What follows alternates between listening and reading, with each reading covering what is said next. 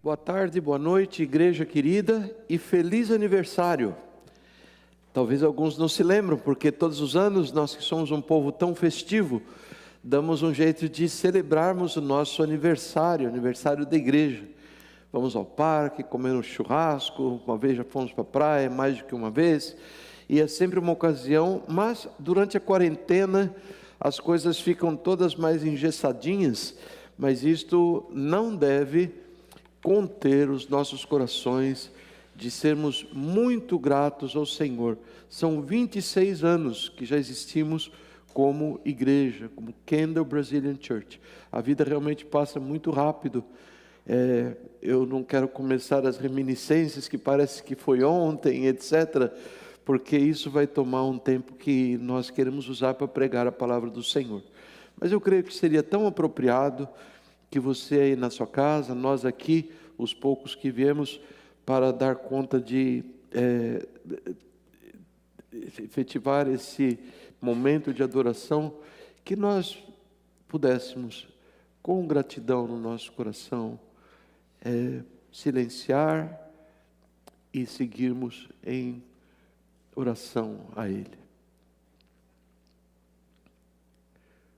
Sim, Pai querido, a vida é como um conto ligeiro. Durante muito tempo eu ouvia falar isso, mas eu não me apercebia desse fato. E agora eu percebo, mas assim que o Senhor criou as coisas e o seu nome é louvado e será louvado por toda a eternidade, porque o Senhor faz tudo bem. Quero particularmente te louvar, Senhor Deus, porque esta igreja nasceu dos teus sonhos, e o Senhor os compartilhou conosco, Senhor, muito embora tão indignos e tão não merecedores, o Senhor nos tem dado alegria de participarmos dessa obra, avançando o seu reino na terra. Muito obrigado, Senhor, eu sou muito grato ao Senhor. Os nomes são muitos daqueles que vêm à nossa mente, ao nosso coração. Ajuda-nos, Senhor Deus, a não ficarmos presos no passado e nem olharmos para o presente como se fosse o fim das coisas, mas a olharmos para o Senhor Jesus, autor, consumador da nossa fé, que estejamos caminhando com Ele vitoriosamente ao longo desse novo ano como igreja. Eu te peço no nome de Jesus. Amém. Muito bem, quero trazer aos irmãos uma notícia que é importante e que você deve estar fazendo alguma coisa a respeito, principalmente orando a respeito. A palavra do Senhor nos diz em 1 Timóteo capítulo 2, que nós temos a missão de orarmos por homens que estão investidos de autoridade, para que o Senhor nos dê uma vida pacífica, uma vida tranquila. Os Estados Unidos têm sido agitados não só pela primeira colocação no ranking de infecções por coronavírus, mas agora recentemente a nação tem sido varrida por uma onda de violências em decorrência da morte de um cidadão lá em Minneapolis, e toda a questão social que isto veio mover, e como isso tem sido estopim de todos os atos de violência. As notícias podem lhe informar melhor do que eu, mas é o momento de orarmos pelo povo. Temos que ser particularmente zelosos do tempo hoje, porque estamos em curfew. Foi iniciado ontem o curfew às 10 da noite, e hoje vai ser às 8 da noite. De forma que eu tenho aqui uma mensagem para pregar para vocês, espero não subtrair nada que o Senhor não quer que eu subtraia, mas nós vamos estar com os olhos postos nessa determinação das leis, que todos têm que estar em casa recolhidinhos às 8 horas da noite. Muito bem, queridos, eu vou virar aqui o púlpito um pouco, porque eu vou fazer uso dos meus slides. Nós estamos falando sobre esse tema da guerra espiritual, e particularmente nós temos avançado nesse tema daquilo que o mundo apresenta a nós como formas de ataque para os crentes em Jesus. E hoje, se o Senhor me der a graça, eu quero terminar com esta divisão dos nossos assuntos. Nós temos visto que o mundo, ele ataca e abala com a finalidade de roubar, matar e destruir. Essa é a finalidade do seu mandante maior, Satanás.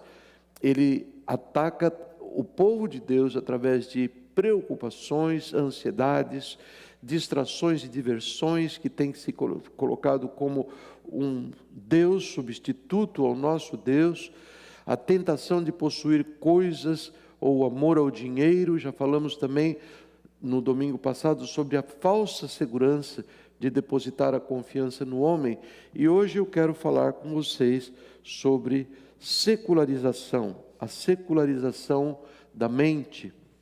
Antes de falar para vocês a respeito dessa palavra, sobre a qual talvez alguns nem nunca tenham pensado, mas cujo significado se encontra de uma forma tão marcante entre nós, eu quero firmar alguns conceitos bíblicos muito importantes, e eu queria que você estivesse comigo. Vejam só, 3 pontos. Deus é bom e criou o universo perfeito. Um Deus perfeito criou um universo perfeito com tudo aquilo que ele contém. Segundo ponto, Deus entregou a terra ao homem e sua graça nos dá fé e razão para vivermos alegremente adorando ao Senhor. Terceiro, devido ao pecado, o homem despreza a bondade de Deus revelada na criação, profanando-a e contaminando-a para obter poder, lucro e prazer. Deus criou todas as coisas muito bem feitas, muito perfeitas. Essa é a primeira divisão desses conceitos que eu quero firmar com os irmãos, e você poderá ler na tua casa. Eu tenho uma cópia daqui do capítulo 1 de Gênesis, e esse é apenas um resumo muito interessante. No primeiro dia, descrito versículos 3 a 5, a palavra nos diz que viu Deus que isso era bom. No segundo dia, concluídas as suas obras, viu que era bom, o Senhor viu que era bom. Terceiro dia, concluídas as suas obras para aquele dia, viu Deus que isto era bom. No quarto dia, também Deus viu que era bom. No quinto dia, também Ele viu que era bom. E no sexto dia também, e Ele sumariza todas as coisas com essa impressão lá, com essa frase lá em Gênesis 1:31, que Ele olhou para tudo quanto fizera, e eis que era muito bom. Não existe alguma coisa que Deus tenha criado que seja má em si mesmo, uma coisa que tenha um poder malévolo, um poder destrutivo em si mesmo. Isto não existe. E a palavra do Senhor nos confirma, conforme Ele nos diz sobre a criação, que Jesus, que é a imagem de Deus invisível, no qual foram criadas todas as coisas, nos céus, na terra, e as visíveis e as invisíveis, todas as coisas foram criadas por Ele e para Ele, e nele tudo subsiste. As coisas existem, as coisas visíveis e invisíveis, as animadas e as inanimadas, as coisas que nós jamais veremos, mas que existem, elas estão sendo mantidas pelo poder do nosso Senhor Jesus, que foi igualmente o Criador delas. Isto é confirmado com palavras tão mais evidentes em Hebreus, quando ele nos diz que Jesus é herdeiro de todas as coisas e por meio de quem Deus fez o universo. O Filho é o resplendor da glória de Deus e a expressão exata do seu ser, sustentando todas as coisas por sua palavra poderosa. É um pensamento tão fascinante que, se nós entrarmos por aí, nós não vamos sair por muito tempo. Imagine que cada coisa que você sequer percebe elas estão sendo mantidas devido ao poder de Jesus. Ele está controlando cada batida do seu coração, Ele está controlando cada multiplicação de cada célula do seu organismo. Ele está controlando os destinos de cada nação. Ele está controlando o fluir das águas do rio Amazonas. Ele está controlando o gotejamento daquela torneira quebrada que você tem na sua casa. Todas as coisas existem porque o Senhor Jesus assim determina. Quando Ele diz, hora de acabar, acabou. Não existe como alguém possa se opor àquilo que Ele manda. E esse pensamento em si deve nos levar a dar muitas glórias a Deus, ao contemplarmos a majestade do nosso Senhor. Vejam só, em Tiago 1,16 ele nos diz, meus irmãos, não se deixem enganar. Toda boa dádiva e todo dom perfeito vem do alto, descendo do Pai das luzes, que não muda como sombras inconstantes. Ele é o mesmo Deus, Ele continua mantendo as coisas, Ele continua fazendo com bom intento tudo aquilo que Ele está fazendo e Ele continua a manter aquilo que continua a existir. No segundo ponto, nós vimos que Deus entregou a terra ao homem e sua graça nos dá fé e razão. Pensem comigo, a sua graça, o seu presente, o seu favor imerecido é que nos dá fé. Nós não nascemos com fé, nós não geramos fé. Esse é um assunto que nós já temos desenvolvido e desenvolveremos outras vezes. E Ele nos dá também essa capacidade magnífica de pensarmos, de analisarmos, de avaliarmos, de fazermos previsões que nós chamamos razão. E a finalidade é levar estes seres tão preciosos que somos nós, criados por Ele, com fé e razão, de nos levar a essa atitude de harmonia com o Senhor, adorando ao Senhor. Adorando o Senhor através de cânticos, através de louvores, de tocados, através da nossa oração, prestando culto a Ele, através das obras que fazemos para exaltar o Seu nome, através de nós curtirmos a boa vida que Ele deu para nós, através de nós nos deliciarmos com tantas coisas maravilhosas que Ele fez. Este é o nosso Deus. Ele entregou a terra para os homens e Ele disse, tomem, é de vocês, vocês dirijam esta coisa, eu as dou a vocês. E o ensino verdadeiro, guardem bem este ensino, é o seguinte, a fé, ela é dada ao Senhor, somada à razão, e vejam como cada uma delas se expressa. Eu vou de propósito ler na horizontal, a primeira característica da fé com a primeira característica da razão e assim por diante, segunda e terceira características fundamentais. Vejam só, a fé, ela gera este sentimento, esta convicção de que a verdade de Deus é absoluta. Deus falou, não tem o que pode parecer contrário, ainda que as coisas pareçam contrariar aquilo que Deus diz, que Ele expressa através da sua palavra. O servo de Deus, nascido de novo pelo sangue de Jesus, que crê no Senhor, ele não dá bola. Ele fala, isto é só questão de aparência. Deus deu a palavra final e é nela que eu creio. Os exemplos são múltiplos. A nossa razão, coisa preciosa, maravilhosa que Deus deu ao homem, ela nos leva a buscar, a entendermos aquilo que a ciência revela, que as teorias científicas propõem, de forma que existe um relativismo naquilo com o que nós convivemos. A palavra de Deus é absoluta, mas aquilo que os dados fornecidos pelas ciências, as teorias propostas pela ciência, ela nos mostra a base do pensamento científico, que é o empiricismo. Desculpem a palavra, mas ela está em ordem para ser usada. O homem faz coisas, o homem dá passos, sabendo que a verdade sobre a qual ele está caminhando é uma verdade relativa.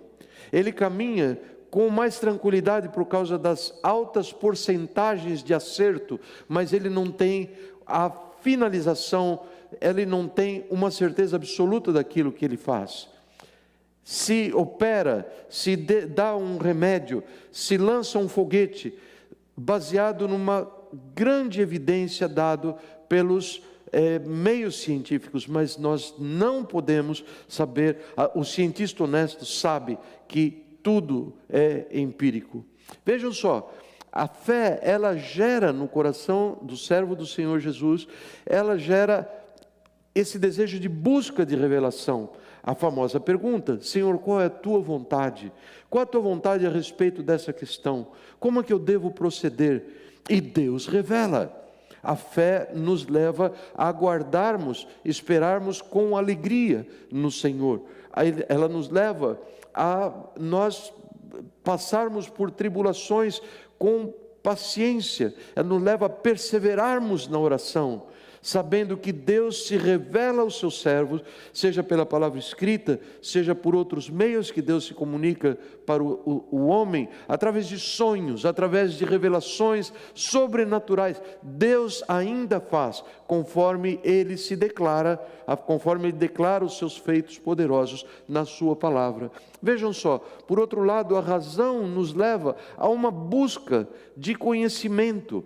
Ela nos leva a tomar passos por experiência.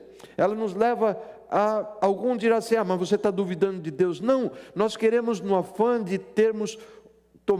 tomarmos o passo mais seguro que podemos, nós queremos sim revelação de Deus, mas muitas coisas não nos serão reveladas da forma como nós chamamos, alguns chamam sobrenaturais.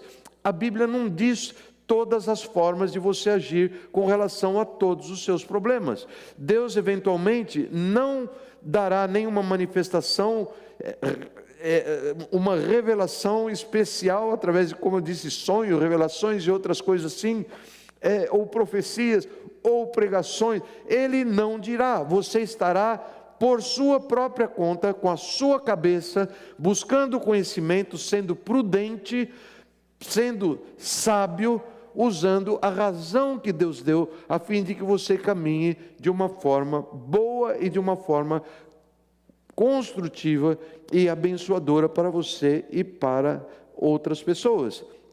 Nós vivemos, conforme eu disse, na busca da vontade de Deus. Como é doce tomar um passo baseado naquilo que nós temos a convicção. Esta é a vontade de Deus. A mim pouco me importa, eu vou fazer isto porque esta é a vontade de Deus. Mas muitas vezes a razão nos leva a dar passos de acordo com aquilo que o homem, que nós desejamos. E desde que não está conflitando com a palavra revelada de Deus, que gozo existe de nós caminharmos com base naquilo que Deus colocou no nosso coração fazer, ou aquilo que a nossa razão nos levou a desejar e a contemplar como uma coisa desejável, e nós queremos tanto. Como é bom caminhar dessa maneira. Então é uma coisa harmoniosa. O ensino verdadeiro é isto: a fé e a razão, elas se somam numa harmonia maravilhosa para que caminhemos com o Senhor. Vejam só alguns versículos que solidificam esses pensamentos. Nele, isto é, no Senhor Jesus, nós fomos escolhidos, fomos predestinados, a fim de que, esta é a nossa finalidade, sejamos para o louvor da sua glória. Todas as coisas que nós dissemos aqui é para levar o nosso coração a ser um coração que adora o Senhor e que se alegra nas suas obras e na sua pessoa, e para que assim sejamos pessoas que daremos louvor à sua glória. Vejam só aquele versículo que, sem ler, eu enfatizei: a terra Deus a confiou ao homem. Os céus, mais alto dos céus, os planetas, os anéis de Saturno, os asteroides, tudo isso nós não pusemos as mãos e provavelmente jamais poremos. Pertence ao Senhor, está no âmbito daquilo que pertence ao Senhor. A terra Ele deu aos homens, que vão manejá-las com fé em Deus e com a sua razão, ambas dadas por Deus para Ele. Terceiro ponto: devido ao pecado no homem, o homem despreza a bondade de Deus revelada na criação, profanando-a, contaminando-a com esta sede de obter poder, lucro e prazer. Prazer, lucro e poder. Poder, lucro e prazer. Isto move o homem que, sendo ele próprio movido por inclinações que se conflitam com o desejo de Deus, e ele estraga a criação de Deus, ele suja a criação de Deus, ele profana, ele contamina a criação de Deus. Deus não criou o mal, Deus fez tudo bom. O homem contamina para tomar proveito e fazer aquilo que ele pensa ser o melhor. Nós somos, a palavra não veio aqui, o versículo não veio, é a continuação de Efésios 1, onde ele diz, é para ser herdeiros de Cristo. Ele nos fez para sermos herdeiros das riquezas da criação. Mas vejam o que a palavra do Senhor nos diz através de Jesus: do coração do homem saem os maus pensamentos, os homicídios, adultérios, imoralidades sexuais, roubos, falsos testemunhos, calúnias. Estas coisas tornam o homem impuro, essas coisas fazem do homem um enfeiador do universo maravilhoso que o Senhor criou. Por isso, a palavra nos ensina a usarmos de sabedoria da nossa razão, sabendo que quando formos tentados, jamais devemos dizer estou sendo tentado por Deus. Deus não pode ser tentado pelo mal, e a ninguém tenta. Cada um, porém, é tentado pelo próprio mau desejo. Seu próprio mau desejo sendo por este arrastado e seduzido, então esse desejo tendo concebido dá luz ao pecado, e o pecado, após ter se consumado, gera a morte. Ele ainda nos diz de onde vem toda essa confusão, as guerras, as contendas que há entre vocês, as paixões que guerreiam dentro de vocês, a cobiça, o assassinato, a inveja, as lutas, as guerras. De onde vêm todas as coisas? O Senhor nos contou, vem dos nossos erros, do nosso pecado que atuam em nós, adúlteros. Vocês não sabem que a amizade com o mundo é inimizade com Deus? Quem quer ser amigo do mundo, faça inimigo de Deus. Deus se opõe aos orgulhosos, mas concede graça aos humildes. Portanto, submetam-se a Deus, resistam ao diabo e ele fugirá de vocês.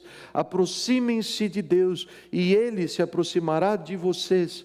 Pecadores, limpem as mãos, e vocês que têm a mente dividida, purifiquem o coração, entristeçam-se, lamentem-se, chorem.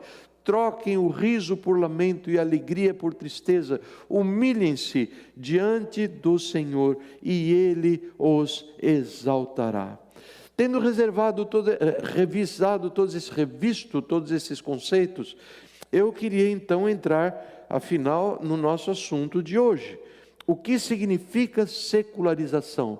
Secularização, uma boa e direta definição, significa exclusão de Deus. Todo mundo se lembra desse gráfico esse slide que acabamos de passar, onde o detalhe principal é que a fé dada por Deus se soma à razão dada por Deus e leva à formação de um ser que adora ao nosso Deus em harmonia com o universo que Ele criou. Pois bem, existe um ensino falso, que é aquele que diz que fé e razão estão em oposição, uma em relação à outra. Ou seja, existe ou você crê e vive com bases na verdade absoluta de Deus, buscando revelação, buscando só agir quando Deus revela, o que é uma coisa absolutamente não existente, ou você abraça apenas a razão e vive só com base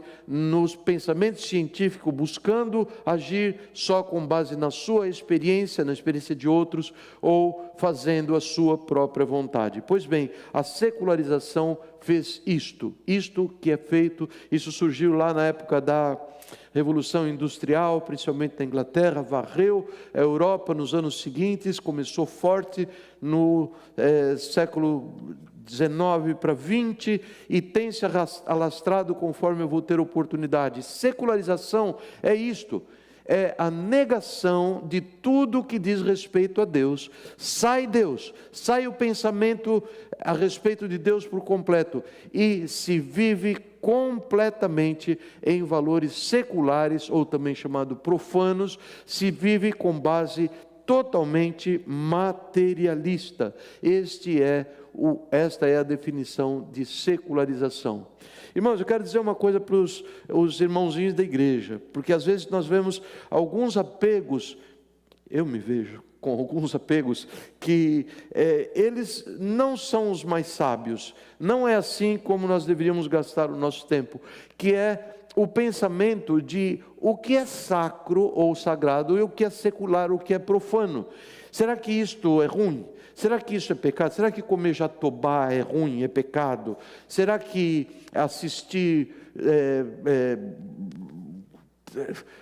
filme de faroeste, o Paladino do SPK, e nós nos perdemos nessas coisas, o tempo seria curto, e o Espírito Santo lá através de Paulo, no fim do capítulo 1 de Colossenses diz assim, no fim do capítulo 2 de Colossenses diz assim, irmãos, parem com esse besteirol, ele usou outra palavra, mas o significado é exatamente esse, isto é perda de tempo, esses ritos, essas coisas, esses misticismos, essa prisão compulsiva a coisas e a fatos, isso não tem valor algum para limpar o seu interior, e é do interior que vem os problemas. Então, irmãos, não percam tempo na definição. O que existe aqui em cima dessa mesa, que está bem arrumadinha, aqui não está sempre assim, que você pode classificar de profano, ou que você pode classificar como sagrado, exclusivamente. Ah não, a Bíblia está aqui, a Bíblia é só sagrada. Não é assim, existem várias coisas materiais ligadas à Bíblia ou não. O papel de que é feito, a tinta de que é feita, a tipografia onde foi impresso, o preço que você paga para você ter uma Bíblia que não nasce em árvore e não são doadas sempre gratuitamente, às vezes são. Essa maçã, esse celular, esse não, esse é do inimigo. Irmãos, é tempo de deixarmos essas coisas tolas, pensamentos religiosos desprovidos de qualquer forma de adoração ao nosso Deus. O meu gorro que protege a minha careca do sol da Flórida, o óculos que me protege para eu enxergar melhor, me protege de ter catarata, o remédio que eu tomo, alguns livros que eu leio. Não existe nenhuma confusão no pensamento de Deus quando nós pensamos em fé e razão se somando umas às outras, mas existe muita confusão na cabeça das pessoas quando pensam que é uma coisa ou outra e que fé e razão estão opostas. Esses são alguns pensamentos que algumas pessoas muito queridas me ajudaram a colocar aqui. Será que é pecado maquiagem? Será que é pecado usar calça comprida? Para homem não, mas para mulher deve ser pecado. Eu e o pastor Jonas estivemos visitando uma irmãzinha querida semana passada, descobrimos lá uma senhora preciosa, 49, 50 anos por aí, uma senhora muito preciosa, afastada do Evangelho de Jesus, triste, porque se envolveu lá numa situação pseudo-teológica sobre o uso de calça comprida na igreja. Não, misericórdia, gente, é tempo de nós crescermos, abraçarmos a palavra do Senhor e deixarmos esses rudimentos para trás. Felizmente ela nasceu de novo, ela recebeu o Senhor Jesus e ela está feliz, e nós devemos anunciar a palavra para que ela cresça. Vejam só, o tipo de corte de cabelo, é pecado depilar, é pecado usar brinco, não, mulher pode, homem não pode. Eu não sei a última palavra sobre essas coisas. Sabe por que razão? Porque no coração do homem é que existe a força motriz para o bem ou para o mal. Ele está decidindo se aquilo que ele vai fazer é algo que vai lhe render alguma divisa em termos de poder, em termos de popularidade, poder, em termos de lucro, em termos de prazer, e isto é o que contamina o homem. Tatuagem, usar terno, usar gravata, uso de bebidas alcoólicas, o fumo, uso de cigarro eletrônico, drogas ilícitas, fazer hora extra, buscar empregos adicionais, ir ao cinema, teatro, boate, estádio, bar, festas, música, televisão, computador, celular, crianças correndo dentro da igreja. Isso é pecado, pastor, o lugar que nós estamos reunindo é santo. Conversa mole, são paredes de alvenaria. Isso nunca pretendeu ou deve pretender ser o lugar que nós vamos chamar de o corpo de Cristo. O corpo de Cristo é o povo de Deus e outras coisas assim que não teríamos tempo de apresentar aqui. Evangelismo, missões, será que isto é sempre santo aos olhos do Senhor? Será que no coração de quem sai para evangelizar, quem sai para levar a palavra do Senhor para missões, quem vem pregar, será que a motivação é sempre boa? Será que a motivação é sempre resultante de fé que Deus deu, com razão que Deus deu e que leva a adoração a Ele? Será que nunca pessoas que são crentes em Jesus, que se declaram crentes em Jesus, será que não existe nenhuma interferência maligna em nenhum momento? E ele prega, canta, toca, dá folheto, prega o evangelho para ser visto, para receber aplauso, porque ele recebe algum dinheiro por isso. Irmãos, nós somos todos aqueles sobre os quais o apóstolo Tiago diz: nós todos tropeçamos em muitas coisas. Nós somos vulneráveis a estas coisas. Nós temos que ter clareza sobre aquilo que pressiona a nossa vida a tirarmos Deus da história, porque uma vez tirado, que é o pensamento da secularização, nós estamos realmente em maus lençóis. A palavra do Senhor nos diz: todas as coisas a respeito do que eu estava contando são puras para aquele que é puro, mas para os impuros e descrentes nada é puro. De fato, tanto a mente como a consciência deles estão corrompidos. E que ninguém use o slide que eu volto a mostrar com prazer para justificar, dizendo assim: não, o pastor Nery pregou que tudo bem, deixa eu ver, vamos procurar aí, fumar, usar drogas ilícitas, tudo bem, cadê a tatuagem? Aqui, ó, tudo bem. Não, você vai dar conta, não é para o pastor Nery, você vai dar conta para Deus. Eu vou dar conta para Deus. Ele não está vendo aquilo que nós fazemos no exterior, Ele está vendo o nosso coração. Se você está com os braços limpinhos, sem tatuagem, louvado seja Deus. Se o teu motivo é bom, louvado seja Deus. Se isto é produto da tua fé e da tua razão, não para você se comparar com quem tem tatuagem e julgá-los como uns perdidos, como servos do diabo e coisas assim por diante. Se você não fuma, se você não usa droga, louvado seja Deus, porque essas coisas são destrutivas. Mas não venha se comparar e tentar estar num patamar superior em relação às pessoas que não resistiram às pressões de Satanás e se entregaram, estão sendo destruídas. Mas pelo contrário, veja-as com misericórdia. Peça a Deus, envolva-se como Jesus se envolveu com as pessoas tomadas por pecado nesse mundo, enquanto Ele teve o seu ministério terreno. Santidade é algo que Ele produz no nosso coração e que Ele usa a nossa fé e a nossa razão para obtermos. Paulo disse: tudo me é permitido, tudo é tudo, mas nem tudo me convém, nem tudo convém. Tudo me é permitido, mas eu não deixarei que nada me domine. As palavras falam por si só.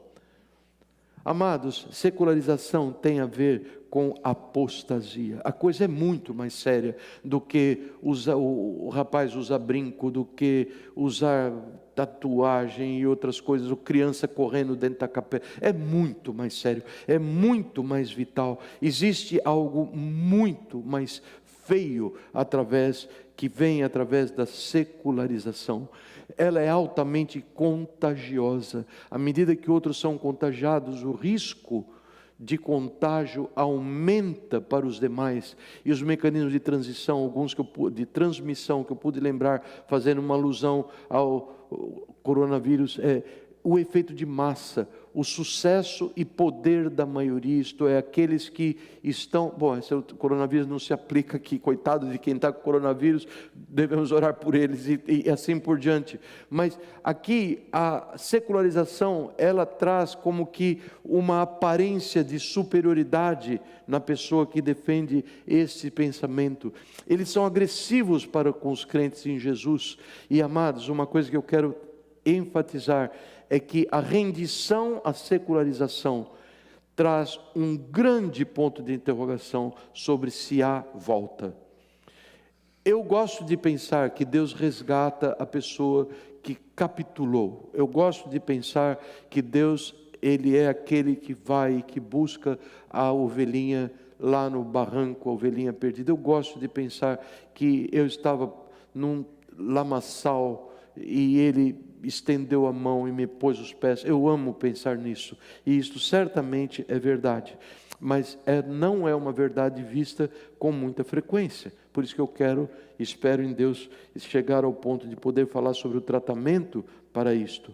Vejam só um panorama que Jesus descreveu há 2000 anos atrás aproximadamente, e nós conhecemos do seu sermão profético. Ele diz: então sereis entregues à tortura, e vos matarão, e serão odiados de todas as nações por causa do meu nome.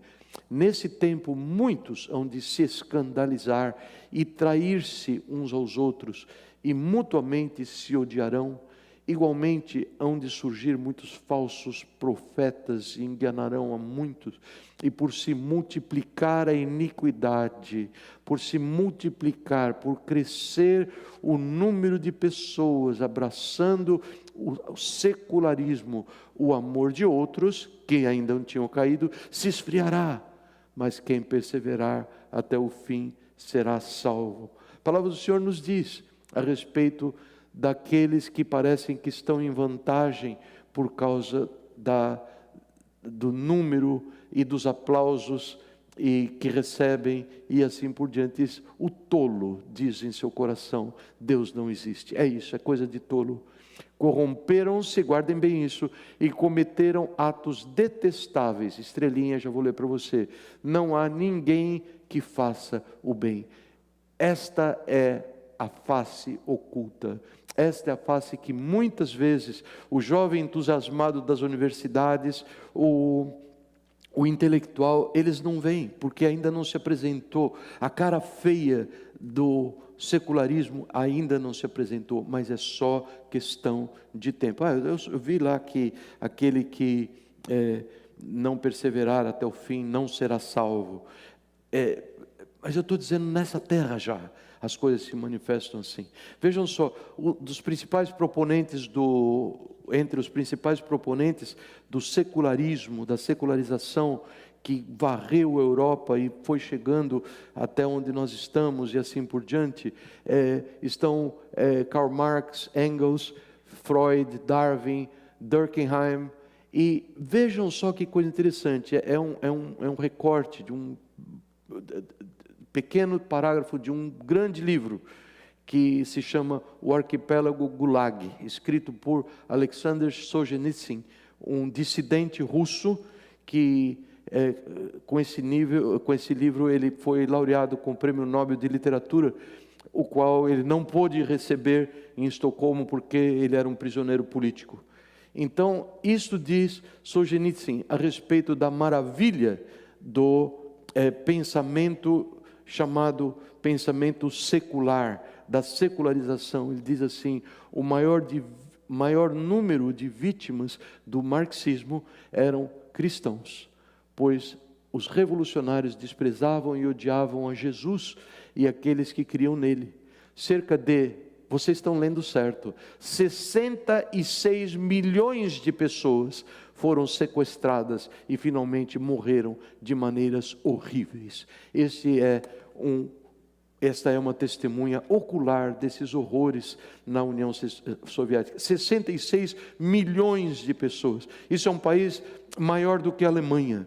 Isso é um país maior do que muitos outros países. 66 milhões. O hitlerismo, o nazismo, é tido como um dos grandes males da humanidade, e de fato foi, por ter matado 6 milhões de judeus. Pois bem, você coloca junto o que aconteceu a partir do movimento de secularização da então chamada Rússia antiga, e que veio a ser União Soviética, de Marx, de Lenin, de Stalin. 66 milhões, 11 vezes mais de mortos. Sobre isto nós falaremos na eternidade, porque é impossível reparar todo o dano, toda a dor sofrida por tantas pessoas que permaneceram vivas.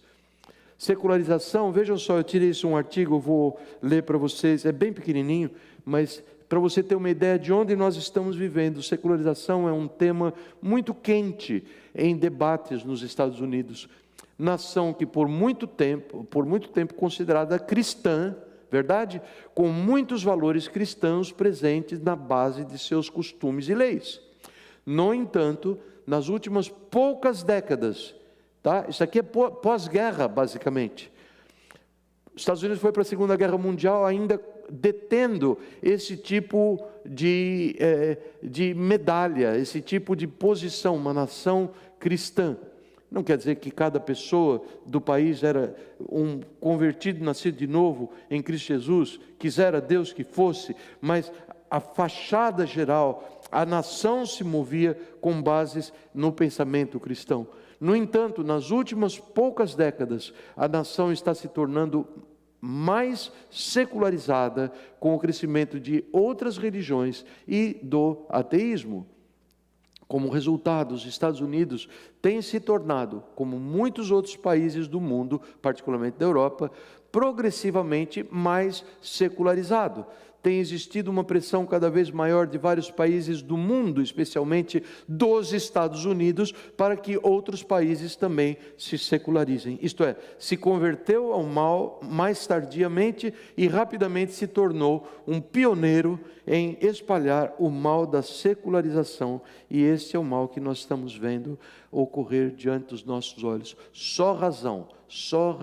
Dá vergonha de falar sobre Deus, dá vergonha de orar quando outros estão orando, dá vergonha de levar a Bíblia em todos os ambientes, dá vergonha de dizer eu sou crente. Sabe por quê? Porque ninguém gosta desse esporte que é ser perseguido e ser mártir. Ninguém gosta. Então, quando pessoas estão na minoria, elas manifestam esse senso de sobrevivência, de autoproteção, e elas não querem estar debaixo dos focos de luz para sofrer qualquer natureza de perseguição, que pode variar desde uma piada, desde palavras jocosas, até agressões físicas e morte. Nós não queremos, eu não quero, você não quer também. Mas ao sermos colocados nessa posição, amados, é necessário que nós saibamos que a maioria está profundamente equivocada, porque está abraçando um paradigma completamente errado. Eu preciso dar um exemplo para vocês. Eu não sei como que você conhece o Velho Testamento. Eu vou resumir uma longa história, 1, 2, 3, 4 capítulos da Palavra de Deus. Seria impossível ler para vocês. É sobre um homem que nós não ouvimos muito a respeito dele, mas eu quero contar para vocês. O nome dele era Jeroboão. Jeroboão era esse moço muito legal, muito joia. É um camarada inteligente. Ele era um dos braços do rei Salomão, filho do rei Davi. E muito confiável em tarefas difíceis e assim por diante. E eu poderia passar muito tempo falando bem sobre Jeroboão. Muito bom. O rei Salomão, ele esfriou na fé, ele secularizou a sua vida no final. Veja só, 1500 anos antes de Cristo, ele partiu por caminhos ruins e ele acabou morrendo nos seus caminhos ruins. Antes que ele morresse, todavia, o profeta do Senhor se aproximou desse moço Jeroboão e disse para ele, através de uma revelação que foi dada, que 10 tribos das 12 tribos de Israel iriam ser dele, e que ele, Jeroboão, Deus prometeu a ele que ele seria rei. Ele disse: eu não vou fazer isso no tempo de Salomão, porque Salomão é filho do meu amado, de Davi, mas vou fazer no tempo do filho dele, Roboão.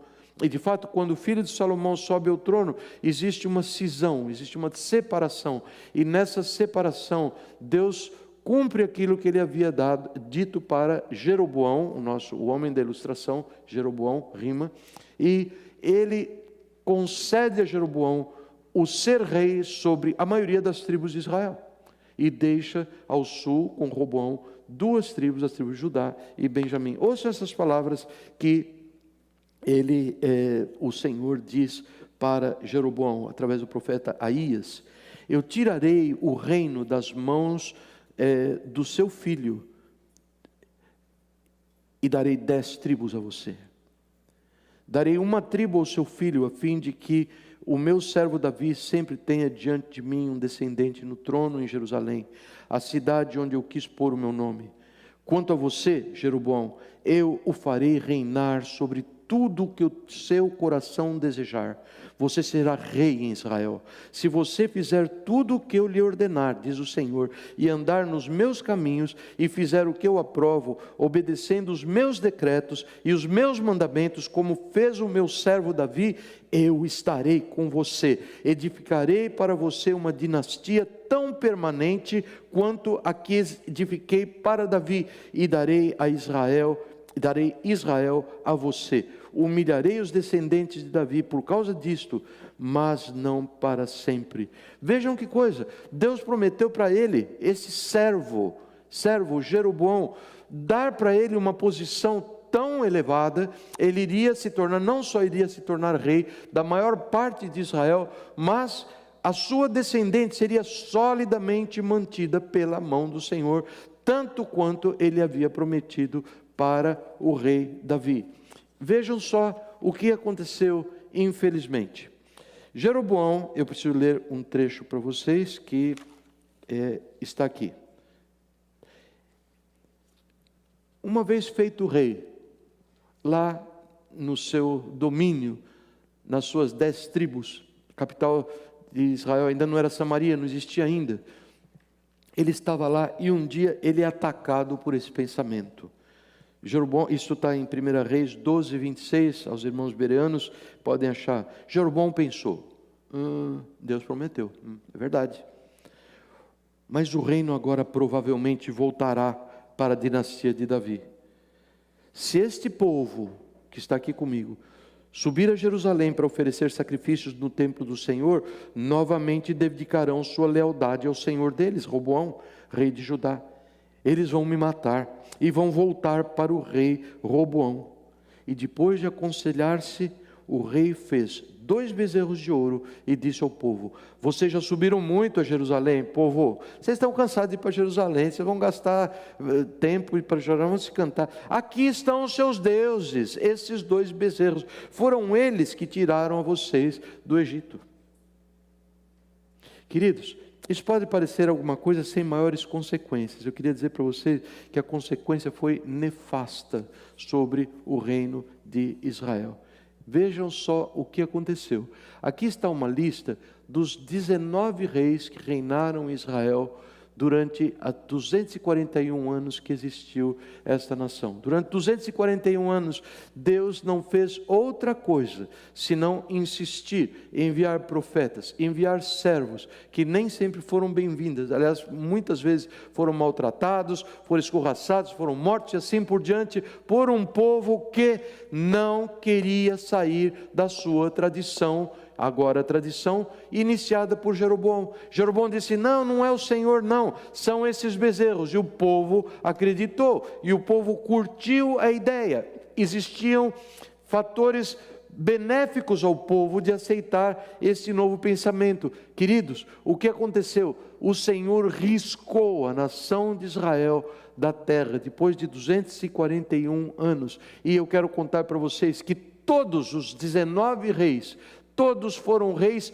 maus. Não existe um só rei de toda a existência dessa nação, um só rei que tenha sido bom. Nenhum se desviou dos pecados de Jeroboão. A coisa pega, a coisa gruda. E eu quero dizer para os irmãos que esta é a grande motivação que, creio, o Senhor colocou no meu coração, é que nós vejamos onde é que nós estamos andando, em termos de abraçar uma doutrina que se chama secularismo, porque uma vez abraçado, a coisa fica muito difícil, e nós não podemos deixar isso crescer no nosso coração. De outra maneira, isso vai ser aspirada pelos filhos, vai ser deglutida pelos filhos, pela esposa, pelo lar, pela igreja, pela sociedade. Nós somos chamados para andar na contracorrente desse mundo.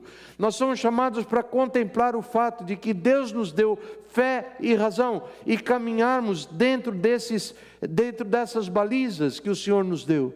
Vejam só, alguém diria, poxa, mas Deus deixou que essa nação fosse para o vinagre, não fez nada, ele fez muito. Ele fez muito. Um dos seus profetas disse: quando Israel era menino, eu o amei. Deus falando: do Egito chamei meu filho, mas quanto mais eu chamava, mais eles se afastavam de mim.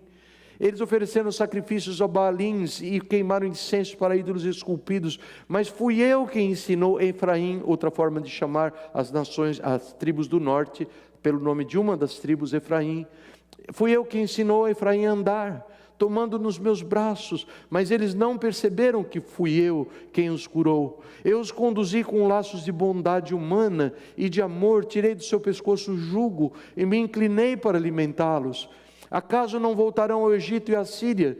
Não os dominará porque eles se recusam a arrepender-se. Vai vir o mal se não arrepender. A espada reluzirá em suas cidades, destruirá as trancas das suas portas e dará fim aos seus planos.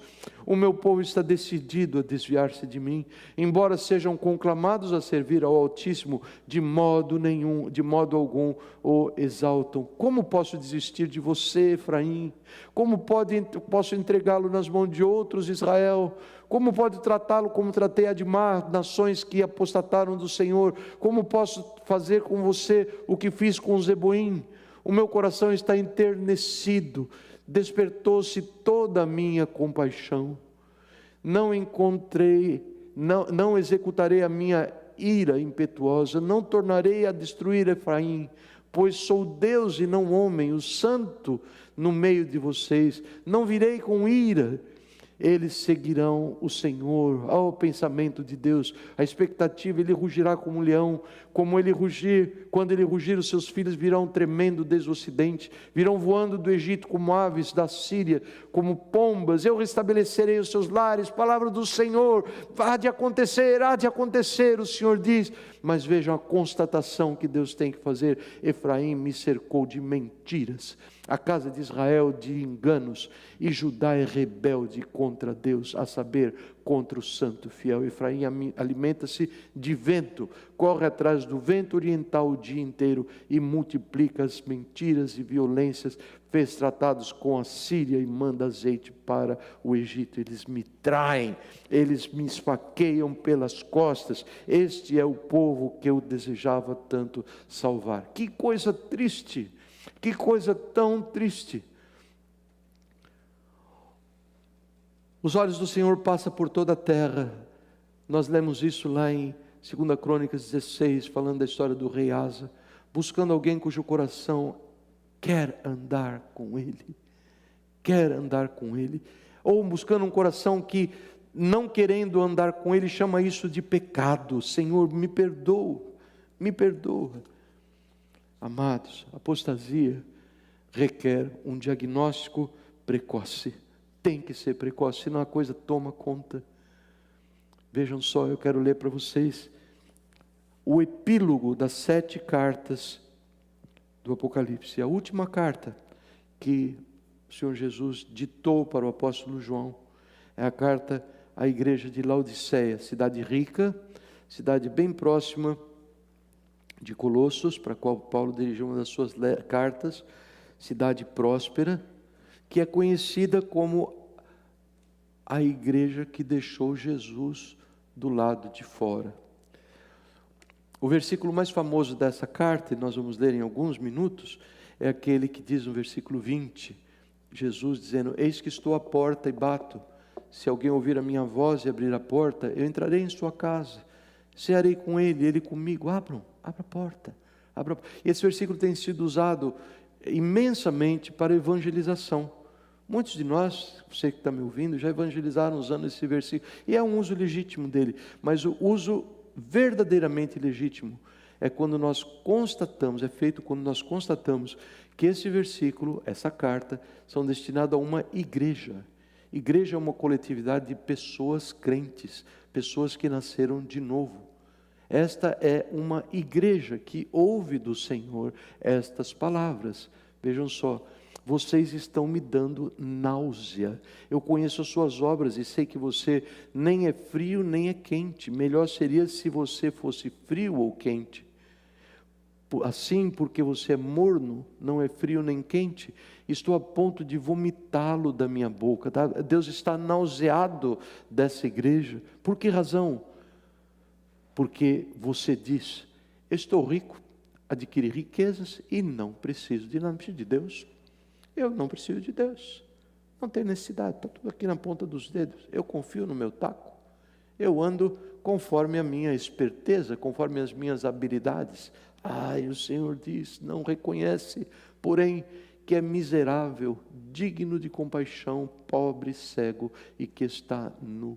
A pessoa que está com tudo, aparentemente, a pessoa que colocou Deus do lado de fora da sua vida, na realidade, sendo um crente em Jesus, está vivendo miseravelmente. O seu cálice não transborda mais. Os inimigos têm levado vantagem. Ele tem visto a água se esvair dentre seus dedos. Ele é aquela pessoa que quando ora a Deus, o faz com alguma forma de devoção, mas se ele precisa orar na frente de outras pessoas, ele não faz, porque o seu coração é um coração dividido. Esse é um coração que colocou Jesus do lado de fora e que requer um tratamento imediato. Secularização é de diagnóstico precoce e requer um tratamento imediato, irmãos queridos, imediato. E esse é o tratamento. Dou-lhes este conselho, o Senhor diz: compre de mim ouro refinado no fogo, compre, adquira de mim. Isaías 55, ninguém tem que pagar a Deus com dinheiro, não. Isaías 55, venham comprar sem dinheiro, sem preço, venham comprar aquilo que realmente, adquirir de mim, aquilo que realmente enriquece vocês. Vocês ficarão ricos comprando das minhas coisas, aquilo que eu valorizo. Compre roupas brancas, símbolo de santidade, e vista-se para cobrir a sua vergonhosa nudez, e compre colírio, porque você está cego, para ungir os seus olhos e poder enxergar direito, como eu enxergo a vida. Repreendo e disciplino aqueles que eu amo, por isso seja diligente e arrependa-se, dá a meia volta. E o versículo que eu referi: eis que estou à porta e bato, se alguém ouvir a minha voz e abrir a porta, entrarei e cearei com ele e ele comigo. Jesus do lado de fora, Jesus do lado de fora da igreja, Jesus do lado de fora da vida de crentes que aprenderam que é melhor ser esperto com os valores propagados pelo mundo, é melhor ser aplaudido por adotar o pensamento mundano, é melhor gozar dos prazeres que o mundo oferece por adotar na sua vida um modo de pensar que exclui a sua fé. Isto é caminho de morte.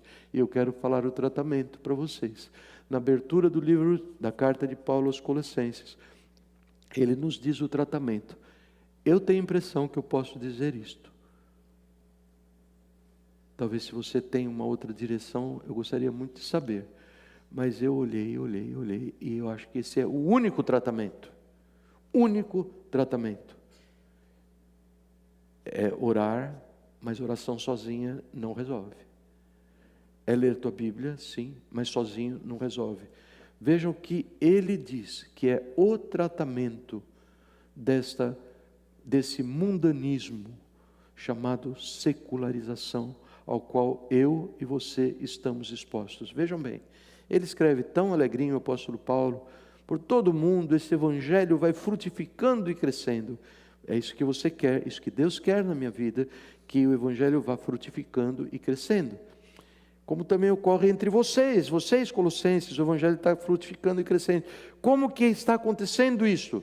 Isto acontece desde o dia em que ouviram o evangelho e entenderam a graça de Deus em toda a sua verdade. Amados, essa é a única resposta. Não há como frutificar e crescer, não há como fugir, não há como escapar do secularismo, da secularização. Não existe como fugir da apostasia, não existe, a não ser que nós ouçamos e entendamos a graça de Deus em toda a sua extensão. Eles haviam aprendido de Epáfras, que foi o fundador da igreja, e assim por diante, mas vejam mais.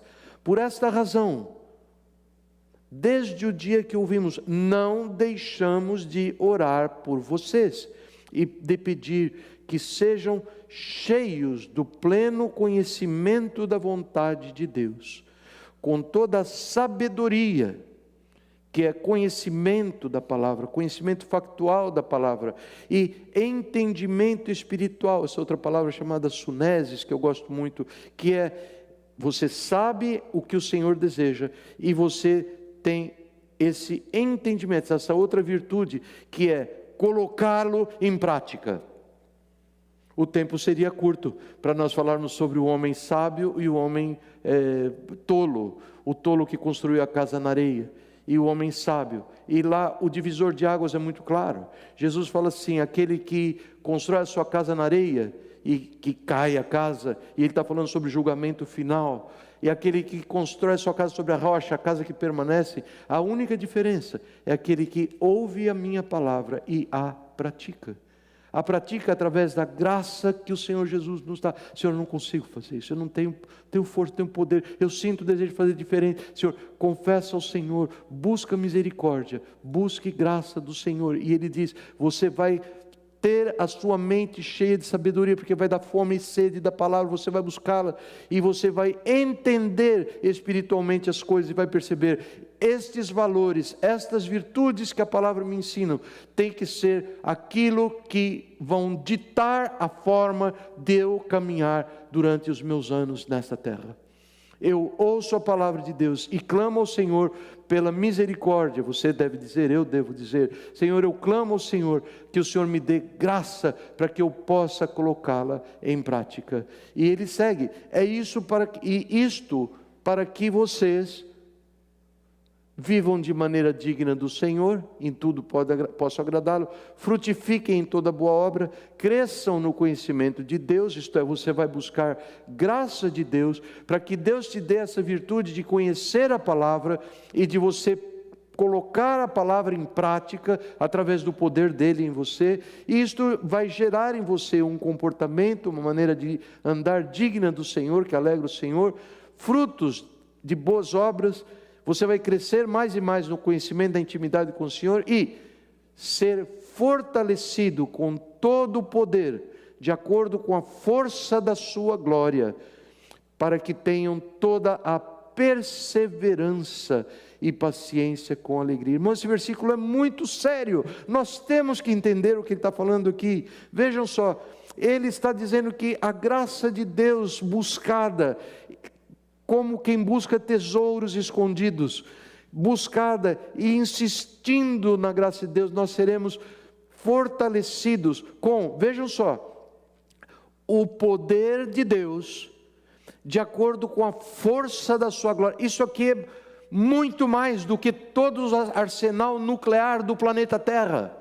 Nós estamos falando de uma super energia divina, que é a única forma de nos conceder, de nos garantir que tenhamos perseverança no meio da tribulação. Perseverança, ou seja, apostasia e secularismo se equivalem, é a mesma coisa. E você não vai deixar esse sermão terminar com a tua convicção de que a tua força espiritual dará conta do recado. O meu recado, o recado de Deus através de mim, é que nós não podemos, é que nós não temos força, é que nós nada podemos fazer, como Jesus disse, sem mim nada podeis fazer, e que nós somos seres que, ao ver a nossa falibilidade, ao percebermos que não temos aquilo que é necessário para perseverarmos no caminho do Senhor, quando somos debochados, ridicularizados, ostracizados, quando somos postos de lado e nós sentimos que já vamos perecer, nós ouçamos a voz do Senhor, o toque na porta, dizendo: abra a porta, filho querido, eu estou do lado de fora. Daí você estar tão débil, tão vacilante. Abramos a porta para o Senhor desta maneira. E não é uma figurinha poética, é uma figura muito prática. é muito prática, é o crer que Ele entende a nossa dificuldade, que Ele entende a nossa falibilidade, e Ele simpatiza com a causa de nós pecadores, e Ele chama: filho, busque de mim misericórdia e perdão pelas suas falhas, busque de mim a graça que te dará o poder de permanecer firme agora e no futuro. Essa é a palavra do Senhor. Eu não sei o que mais eu poderia dizer para anunciar, não sei a promessa final dele, que Ele nos diz que seremos pessoas gratas, sempre nos lembrando de que Ele nos livrou do império das trevas, e a promessa de que ao vencedor Ele dará o sentar-se com Ele no seu trono, assim como Ele, Jesus, sentou-se no trono com o Pai. A minha amada ficou dodói, agora no final da tarde não pôde vir, e eu tenho a minha sanfoninha aqui, e eu tenho uma voz que Deus me deu, que certamente não é uma voz de cantor, mas eu queria muito embalar os nossos espíritos com esta canção tão doce, eu acho muito doce, já bem antiga, e que nos conta sobre este Jesus que está à porta e que deseja entrar nos nossos corações.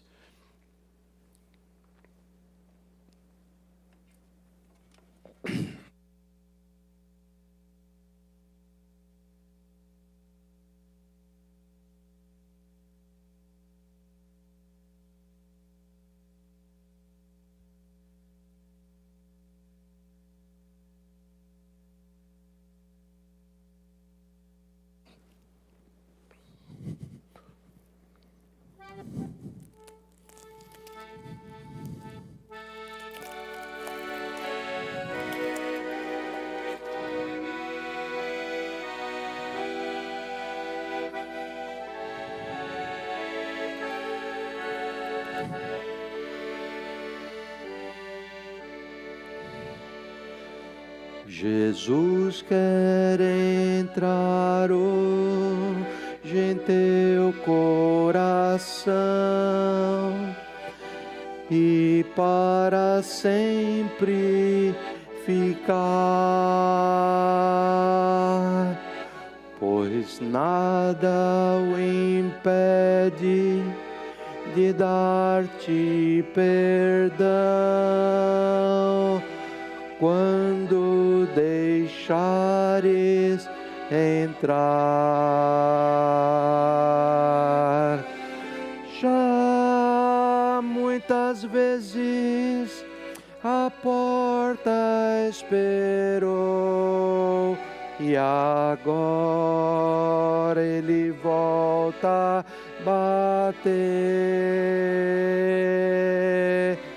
querendo te dar salvação, paz e amor. Queres a Cristo atender? Se abrires a porta do teu coração e o convidares a entrar, Jesus te dará seu divino perdão para contigo habitar. Já muitas vezes a porta esperou e agora Ele volta a bater, querendo te dar salvação, paz e amor.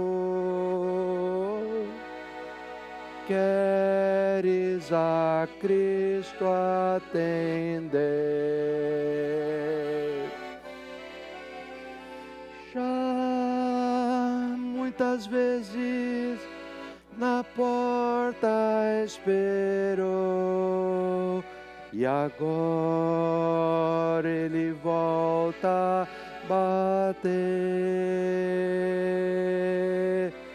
querendo te dar salvação, paz e amor. Oh, queres a Cristo atender?